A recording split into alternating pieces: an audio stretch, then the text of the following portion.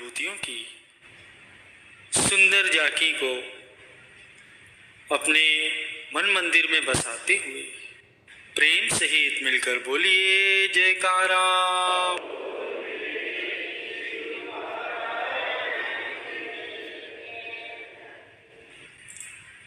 गुरुमुखों,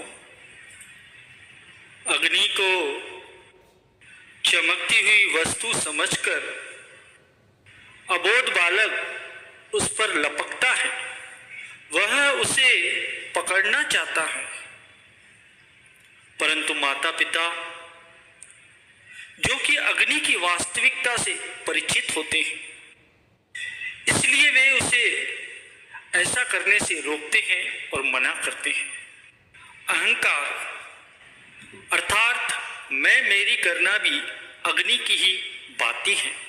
मनुष्य उससे लिपटना चाहता है, उसे गले का हार बनाना चाहता है, परंतु संत महापुरुष जो कि वास्तविकता के ज्ञाता होते हैं, इसीलिए वे मनुष्य को ऐसा करने से सदा रोकते हैं। परम संत श्री कबीर साहिब भी एक बार अपनी वाणी में कथन करते हैं कि मैं बुरी बलाए है, सको तो निकसो भागी, कहे कबीर कब लगी रहे, रुई लपेटी आगी। अर्थात जिस रुई में आग लपेटी हुई हो। गुरु को वीडियो लाइक करना, सब्सक्राइब करना प्लीज़। बहुत मेहनत से मैं आपके लिए वीडियो लेके आता हूँ, बहुत मेहनत से सब्सक्राइब बनता है, तो प्लीज़ गुरु को कमेंट में लिख देना, जय श्री देना, वीडियो लाइक करना, सब्सक्राइब करना प्लीज़। कमेंट में आपको जरूर करनी है प्लीज़। वह स्वाह होने से बच नहीं सकती। इसी तरह मैं भी अग्नि के समान ही बुरी बला है, सदैव इससे बचना चाहिए, क्योंकि जिस मनुष्य के भीतर मैं मेरी की अग्नि सुलगती रहती है, वह मनुष्य मन ही मन सदा स्वयं को भस्म करता रहता है। अभिप्राय यही है कि जब तक मन में किसी प्रकार का अहंकार विद्यमान है, तब तक सुख शांति की प्राप्ति कदापि नहीं हो सकती। जो मनुष्य अहंकार की अग्नि से बचना चाहता है, उसे चाहिए कि तू का शीतल जल उस पर डालता रहे।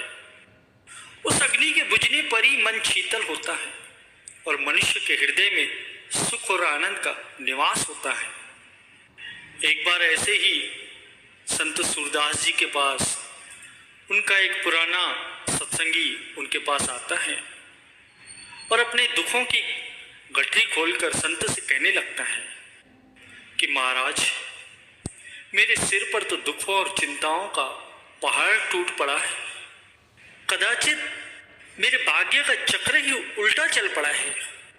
जिस कार्य में भी हाथ डालता हूं, उसी में हानि होती है और इसी कारण मेरी धन संपत्ति भी समाप्त हो गई है और स्थिति तो यहां तक कि पहुंच गई है कि अपना मकान तक गिरवी रखना पड़ा है। मेरी प्रतिष्ठा धूल में मिल गई है। इस प्रकार के सैकड़ों दुख है, किस किस का वर्णन करके मैं आपको सुनाऊं। हे प्रभु, अब आप ही कृपा कीजिए ताकि मेरा किसी प्रकार इन दुखों और चिंताओं से छुटकारा हो जाए। प्रभु कृपा करो। उस सत्संगी की बात सुनकर संत सूरदास जी मुस्कुराने लगते हैं। फिर उससे फरमाते हैं कि प्रेमी, कई वर्षों से तुम सत्संग श्रवण करते आ रहे हो और प्राय प्रतिदिन ही सत्संग में ऐसा वर्णन आता भी है कि जीव का संसारी पदार्थों से सच्चा नाता नहीं है। इनको कोई कितना भी अपना बनाने का यत्न कर ले, ये कदापि अपने नहीं बनते। संसार की कोई भी वस्तु जब अपनी है ही नहीं, तो फिर अपनी बन भी कैसे सकती है। जबकि तुम प्रतिदिन सत्संग में ऐसे वचन श्रवण करते हो, तो फिर उन पदार्थों की अधिकता या न्यूनता की चिंता क्यों करते हो? क्यों नहीं उनकी ममता से अपने आप को मुक्त करते हो? तुम्हारी भलाई के लिए तो हम तुम्हें कहते हैं कि बार बार कहो तो ही सावधान क्यों न हुई, ममता की पोट सिर काहे को दरत है। मेरो धन मेरो धाम, मेरे सुत मेरो बाम, मेरो पशु मेरे ग्राम, भूल्यो ही फिरत है। तू तो बेओ बावरो, बिकाई गई बुद्धि तेरी, ऐसो अंधकूप गेता मैं तो परत है, सुंदर कहत तो इन्हें को न आवे लाज, काज को बिगाड़ के अकाज क्यों करत है।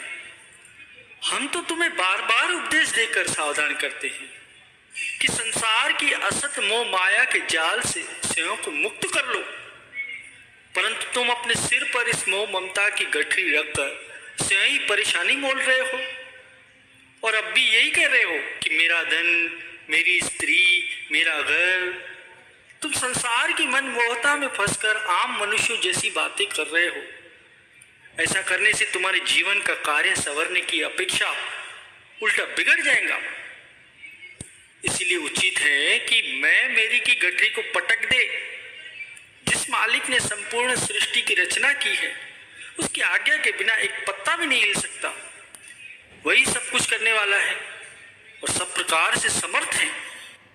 वह जो चाहे पलक झपकने में कर दे। इसलिए तुम अब भी हमारी बात को मानकर मैं मेरी के स्थान पर तू ही तू का पाठ याद कर ले, तो जिस लक्ष्य की पूर्ति के लिए तुम्हें यह अमूल्य तन मिला है वो पूरा होगा और तुम इस लोक में भी सुखी रहोगे, तुम्हारा परलोक भी संवरेगा, तुम्हारे सिर का सारा बोझ उतर जाएगा और तुम्हारा जीवन दुखी से सुखी बन जाएगा। तुम यदि मालिक का सुमिरन ध्यान करते रहोगे तो मालिक की समस्त शक्तियां तुम्हारा साथ देंगी। जो कार्य आज तुम्हें कठिन दिखाई देता है वे सबसे सरल हो जाएंगे।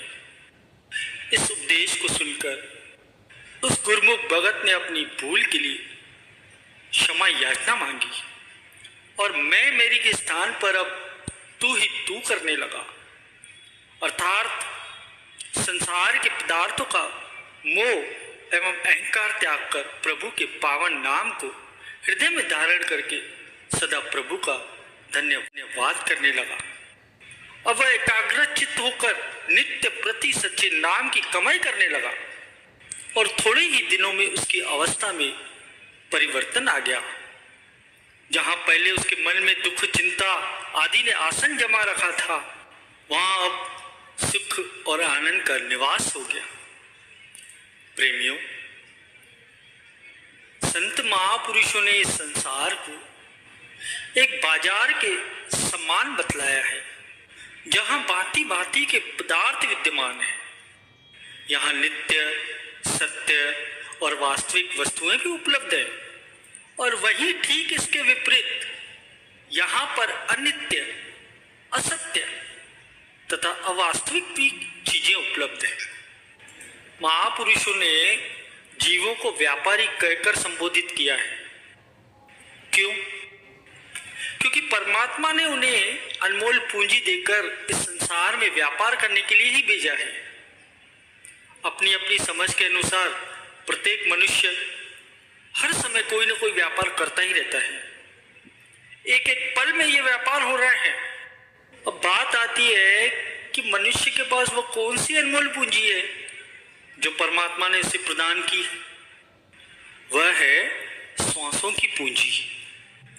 श्वासों की इस बहुमूल्य पूंजी के बदले प्रत्येक मनुष्य कोई न कोई वस्तु खरीद कर रहा है, परंतु कौन सी वस्तु की उसके दिल में चाहना है और वो कौन सी वस्तु खरीद कर रहा है, विचार इस बात का करना है। यह संसार तो एक बाजार के समान है जहाँ हर प्रकार की वस्तु उपलब्ध है।